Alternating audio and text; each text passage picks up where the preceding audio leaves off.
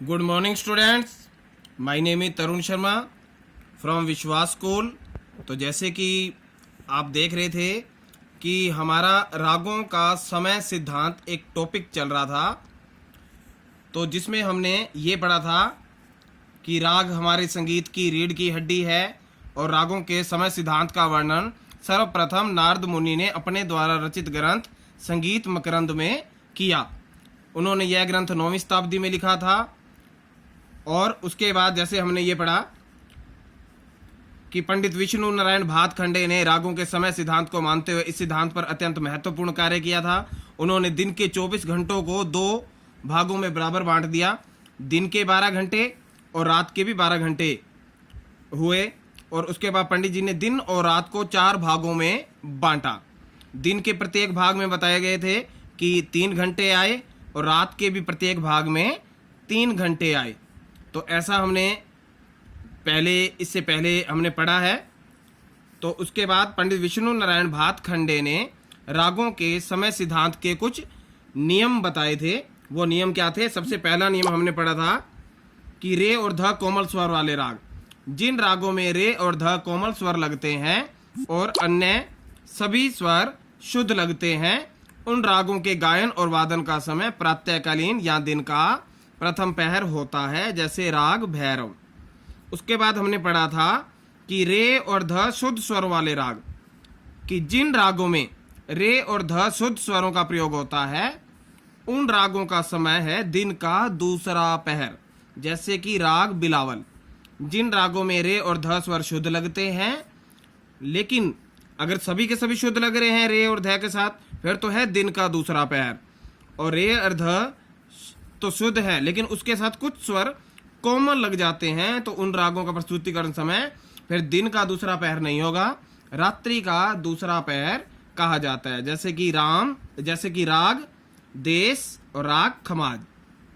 उसके बाद हमने पढ़ा था कि गे और नी कोमल स्वर वाले राग, कि जिन रागों में गे और नी कोमल स्वर लगते हैं और अन्य स्वर शुद्ध लगते हैं, उन रागों का समय गाने और बजाने का समय हो जाता है दिन का तीसरा पहर। मतलब जिन गे और नी कोमल स्वर वाले राग, गे और नी लगते हैं कोमल और बाकी स्वर लग जाते हैं शुद्ध, तो उन रागों का गायन वादन का समय होता है दिन का तीसरा पहर, जैसे कि राग भीम पलासी। परंतु जिन रागों में गे और नी स्वरों के अतिरिक्त, मतलब गे और नी तो कोमल हैं, अगर गे और नी के साथ शुद्ध लगते हैं तो दिन का तीसरा पहर, लेकिन अगर गे और नी कोमल स्वरों के साथ अन्य कोमल स्वर लग जाते हैं, तो उन रागों का प्रस्तुतिकरण समय फिर हो जाएगा दिन का नहीं रहेगा, वो बन जाएगा रात्रि का तीसरा पहर। तो यहां तक हमने पहले किया था। तो आज हम अगला पॉइंट स्टार्ट कर रहे हैं, तीव्र मध्यम स्वर वाले राग। तीव्र मध्यम मतलब मैं मध्यम स्वर है, तो आपको बताया गया है कि मैं ही एक स्वर ऐसा है जिसको तीव्र कहा गया है। तो मध्यम स्वर, 4 स्वर कोमल हैं, रे ग ध नी, और एक स्वर तीव्र है, वो है मध्यम। तीव्र मध्यम स्वर वाले राग। मध्यम स्वर रागों के समय निर्धारण में महत्वपूर्ण भूमिका निभाता है। मध्यम स्वर मतलब म।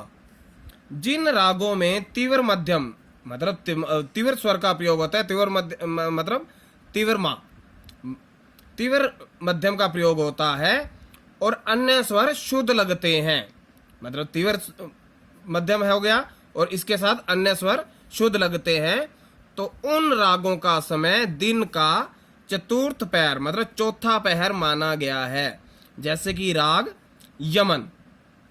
अब ऊपर कहा गया कि तीव्र के साथ अगर अन्य स्वर शुद्ध है, तीव्र मध्यम के साथ अन्य शुद्ध हैं, तो दिन का चतुर्थ पैर। लेकिन आगे आ गया तीव्र मध्यम स्वर वाले रागों को सायंकालीन राग भी कहते हैं, क्योंकि चौथा पहर आपको पता है सायंकालीन बन जाएगा, शाम का समय। लेकिन आगे कहा गया कि जिन रागों में तीव्र मध्यम के साथ अन्य स्वरों में कोमल स्वरों का प्रयोग होता है, अगर तीव्र मध्यम के साथ अन्य शुद्ध आ गए तो दिन का तीसरा पहर, लेकिन अगर तीव्र मध्यम के साथ अन्य स्वरों में कोमल स्वरों का प्रयोग हो गया तो फिर वो दिन का नहीं रहेगा, वो बन जाएगा रात्रि का चतुर्थ पहर। तो उन रागों का समय रात्रि का चतुर्थ पहर कहा गया है। आगे है ऋतुओं के अनुसार रागों का समय।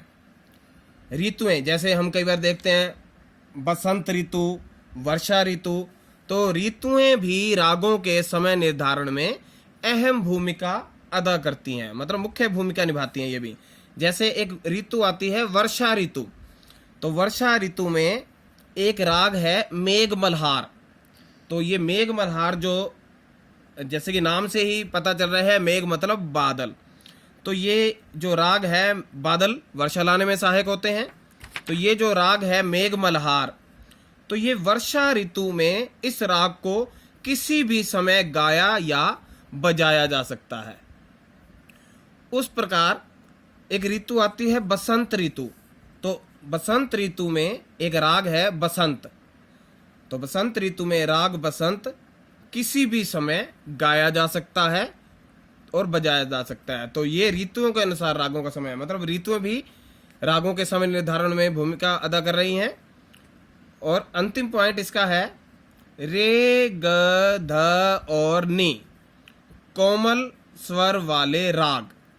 रे ग ध नी, जैसे आपको बताया गया है कि कोमल स्वर 4 हैं, रे ग ध और नी।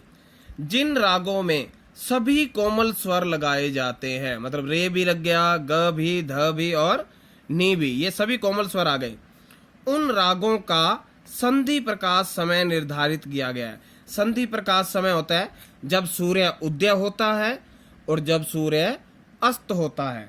तो इसका मतलब संधि प्रकाश समय दिन में 2 बार आता है, जब सूर्य उदय होता है और जब सूर्य अस्त होता है।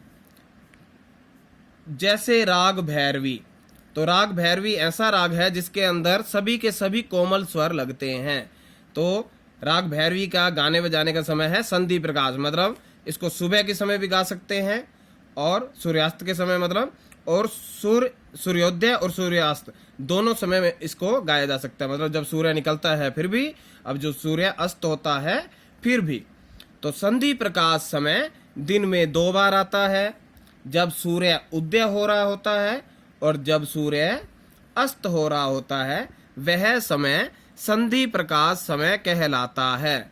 तो ये हमारा रागों का समय सिद्धांत का एक टॉपिक था जो कि यहाँ पे हमारा कंप्लीट हो रहा है। तो एक बार ये तीव्र मध्यम स्वर वाले राग, मैं इसको एक बार फिर से रिपीट कर रहा हूँ कि मध्यम स्वर रागों के समय निर्धारण में महत्वपूर्ण भूमिका अदा करता है।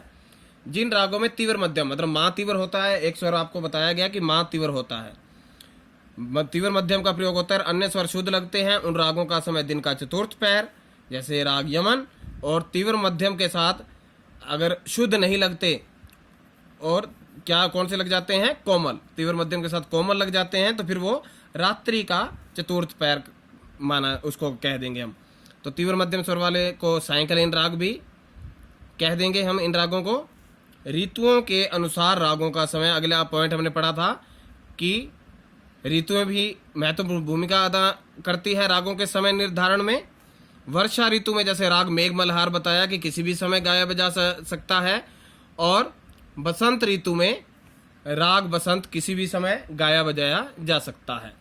उसके बाद अंतिम पॉइंट हमने किया था रे ग ध नी, मतलब सभी के सभी कोमल स्वर जो लग जाते हैं। तो जिन रागों में सभी कोमल स्वर लगते हैं उन रागों का संधि प्रकाश समय निर्धारित किया गया है। जैसे कि राग भैरवी आपको बताया गया, संधि प्रकाश समय दिन में 2 बार आता है, जब सूर्य उदय हो रहा होता है और जब सूर्य अस्त हो रहा होता है, वह समय संधि प्रकाश कहलाता है। तो यहाँ हमारा रागों का समय सिद्धांत का टॉपिक कंप्लीट होता है। तो आज के लिए इतना ही। Thank you.